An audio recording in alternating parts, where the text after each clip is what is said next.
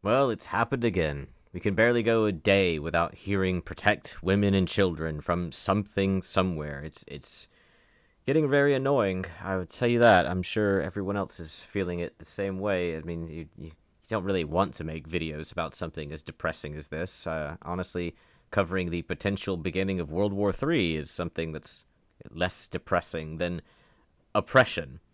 Oppression in the form of protection. Protecting women and children from white men. And by white men, I, of course, mean white children, as the video going around that's been made viral recently. I say made viral. They made it virally to begin with.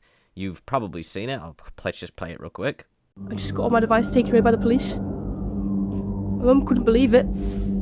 I might get a criminal record and not be able to go to college. I only shared a link. I just thought it was funny. But it was terrorist content. And that is not a game. It's real life. Yes, the white boy, not man, but boy, who is and you know, children do bad things all the time, very very bad, like the most evil of things all the time. But I just don't see someone who's sitting here. You know, I mean, it's an actor, right? But they're groveling for forgiveness, and they're going to say that they're a radical. Well, isn't by virtue of how they're acting in this, and I know it's scripted, it is an actor, but how they're acting in this is very clearly portraying them as a good person who simply posted a link and was then attacked by the government, right? So like just the fact that they're so remorseful over this proves that they didn't mean anything ill of it. It means that they weren't actually a radical. They weren't actually being radicalized. They were just some kid looking at something on the internet and posting a link, and then the government came in and terrorized them. The government is the one terrorizing people. The government is the one terrorizing children by saying that if you look at the wrong thing on the internet, which we learned in Pathways, you download the wrong thing, and that's it. You're a terrorist. We learned that from Pathways, and now the government is saying that if you share the wrong link, the government will come and take your phone and ruin your life. Is that not terrorism? Are they not terrorizing children by telling them that? And you know that they would never have used a brown person or a black person or a red or even yellow person for this. No. White. Had to be white. And you know as well that they definitely wouldn't have used a girl for it. Absolutely not. Especially with all the heat they've got on them for the many, many horrible atrocities that have happened by the rape gangs, which for some reason UK seems to be protecting. I don't really know why, but you can see even here they're pushing more narratives about it's just white boys we've got to be worried about. We've got to radicalize the white boys to be spineless, weak-willed feminist cowards so that they never grow up to be white men, because then they'll be a real problem, right? Just pull them up at the root. Get them gone. I'm like, what? I mean, is that radical to say? I mean, it clearly seems to be what the UK is doing. Mind you, the leader of the Green Party in the UK, which has a decent-ish chance of winning the next election, is Zach Polanski. Here's a picture of him. Then there is the most likely to win as it currently stands, Nigel Farage. Here's a picture of him, the leader of Reform, right? Then there's the newcomer, the new blood, which a lot of people are rooting for, including myself, Rupert Lowe. Here's a picture of him. And here's a picture of the current Prime Minister, Keir Starmer. Right. So why is it that the UK seems to hate white males so much? I you know what? I can't answer that, because if I did, it would suggest that I might be some sort of radical. Well, we all know what's happening here, and we're all sick of it. And this narrative of needing to like constantly harass people and attack them and terrorize them and make sure that they're not posting the wrong links, it screams to me of this kind of like bully hunter behavior that you see frequently. Like you see it with just total nobodies, like not even government agents or anything, just nobodies going around finding bullies, finding people on the internet doing wrong, or at least their definition of wrong. You see it on like Twitter all the time. Twitter and Blue Sky, despite the very same people calling for the lynching and sometimes even the physical assault of others, they think they're some sort of hyper progressive, super moral person when they're out there saying, you can't look at a picture or play a video game that has flat-chested fictional characters in it because that's literal children. And then they say, well, you can't watch a VTuber who's controlled by a woman because they're a literal child. No, it's an adult woman. Some of these women are hired by major corporations like Hololive, and they're employed by them for years. So, Gargura's a literal child? Really? That's not a totally deranged, completely psychotic way to look at the world. And that's the exact same way that these preventative things in the UK and the EU come across to me. They are completely batshit. This is not how a normal person acts. Normal people don't look at a completely fake picture and say, oh, it's a literal child. That's not a normal way to approach the world. That's how someone trying to censor other people goes about things. And you can see here, this is the EU, not the UK, but you can see some of their counter-terrorism agendas they've got lined up. Number 1 is anticipating threats. Number 2 is preventing radicalization. Number 3 is protecting people online. Number 4, for some reason, I don't know why it's down at number 4, is protecting people in the physical environment. That feels like that should be number 1. And number 5 is responding to threats and attacks. Again, that's pretty low down. Number 6 is cooperating with international partners. Now, these all make sense to some degree, although they are like sort of blurring together at points. But the question is, like, what does it actually mean? What does anticipating threats mean? What does preventing radicalization mean? What does protecting people online mean? I mean, that's a very vague statement, isn't it? Like number 4, protecting people in the physical environment. It says, explore options to expand the framework on advanced travel information to include private flights, maritime and land transport, which is currently limited to commercial air transport. Okay, if you're talking about the 0.01% of people out there who are literal terrorists, who are actually going to do some form of terrorism, okay. If you're talking about a 14-year-old sharing a link, no, that's not okay. That's insane. Now, this is the EU, not the UK, just to reiterate that. But simplified reporting of illegal content, oh yeah, that's great. You can use a user-friendly mechanism to flag illegal content and goods that infringe your rights. Oh, yeah, except people will report everything. And even the people who are actually trying to do good, the do-gooders, they will not understand what is and isn't illegal. They don't already, like I mentioned earlier, trying to make Gargura illegal because the fictional character, who is not even remotely realistic, has a flat chest and is short and therefore is a literal child.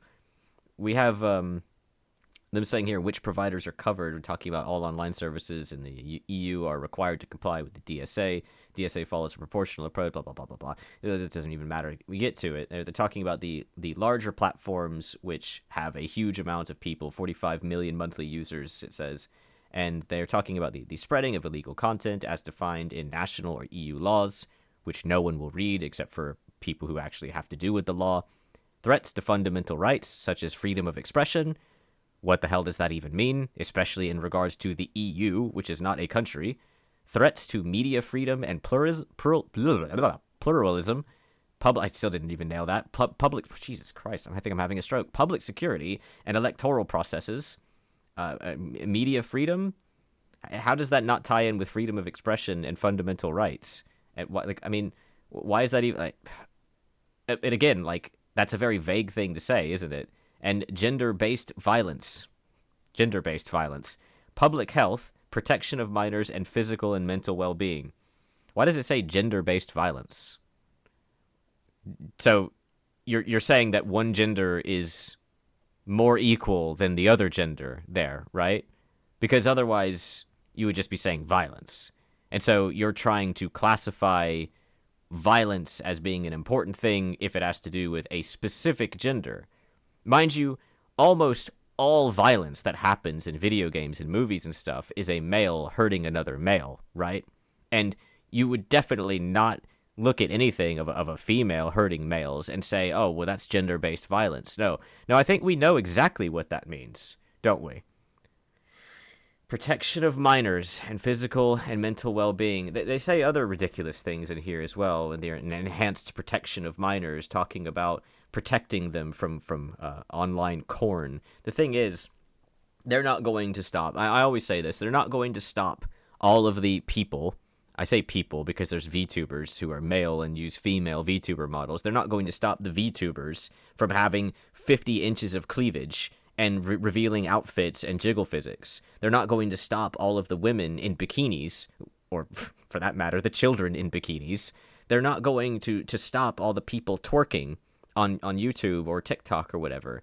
They're not going to do anything about any of these things, the so-called challenges, which are just excuses to take off your clothing and put yourself in provocative positions, like the wet t-shirt, the ice bucket challenge, whatever it's called, the Jacko challenge, all that kind of crap. They're not going to do anything about that. They're not going to stop any of that. They don't care about that. What they care about is males doing things that are misogynistic and patriarchal. They hate that.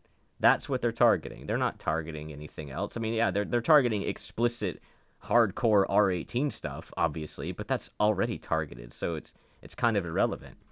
And all of that's under the Digital Services Act for the EU. Again, it's the EU, not the UK specifically, but the UK, well, they have their own problems, don't they? Like the cops, the female cops who are patrolling around in sexy clothing with the explicit intent of getting people to catcall them or stare at them or whatever, where they can then have people come and write them up, which it's not even a crime, as is stated right here by a police officer in this clip showing them doing it. These women aren't friends out for a run. They're actually undercover police officers taking to the streets in Surrey as part of a new operation trying to stop people catcalling and harassing female runners. We get honked at, the staring, the hanging out of the window just to look at us, and it's so prevalent. And police teams are ready to intervene the moment the officers are beeped at, followed or shouted at, pulling people over.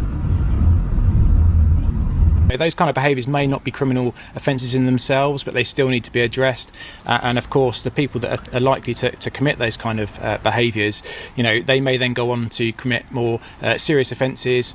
Right. So it's not even a crime, but they're still going to spend their time going and doing this because apparently protecting the little girls who are being raped to death by the rape gangs, that's not a big deal. They're instead going to put the female officers on duty, active duty, not even shirking their responsibility. This is their responsibility.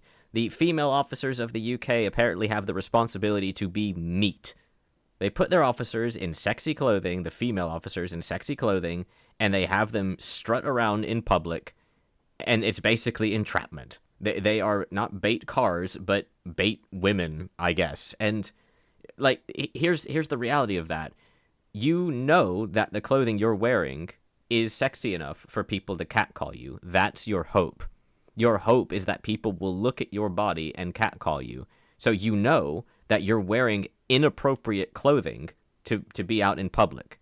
And yet you are doing that. As a police officer, you are doing that. On duty, you are doing that. For the purpose of getting people to catcall you, you are doing that. So not only are you admitting that you shouldn't be wearing that clothing in public because it's too sexy, the spandex shorts that she's wearing, the spandex pants that they wear, or the sports bras and such, the crop tops, the booty shorts, the mini skirts, all of that.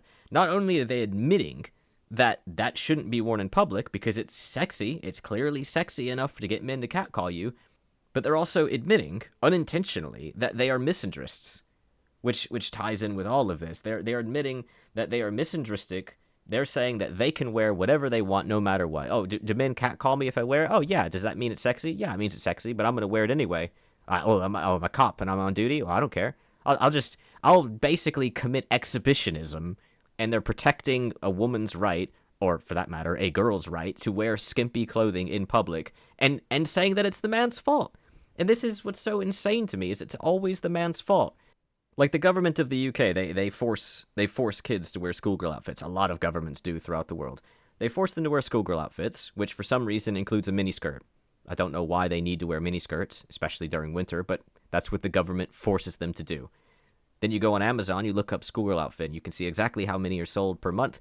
Those are not sold to kids going to school. Those are sold to women who are going to make corn while wearing a schoolgirl outfit in order to represent themselves as underage. And that's apparently totally fine. But for men to look at it with any kind of narrative, and it's your fault for looking. It's like, well, it's sexual then. They're not protecting kids from anything.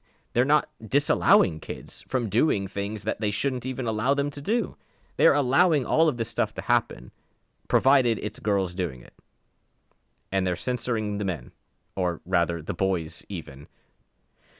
It's clearly sexist, and it's clearly racist even. And the UK is very weird because, again, you are threatening to arrest children, to take their phone away from them, and to ruin their life and classify them as a terrorist if they look at the wrong thing on the internet, if they share the wrong link, if they don't even know what they're doing because they're some 12, 14-year-old kid and you're threatening them with that. That makes you the terrorist, not the kid. Anyway, thanks for watching. If you liked the video, please do the YouTube things.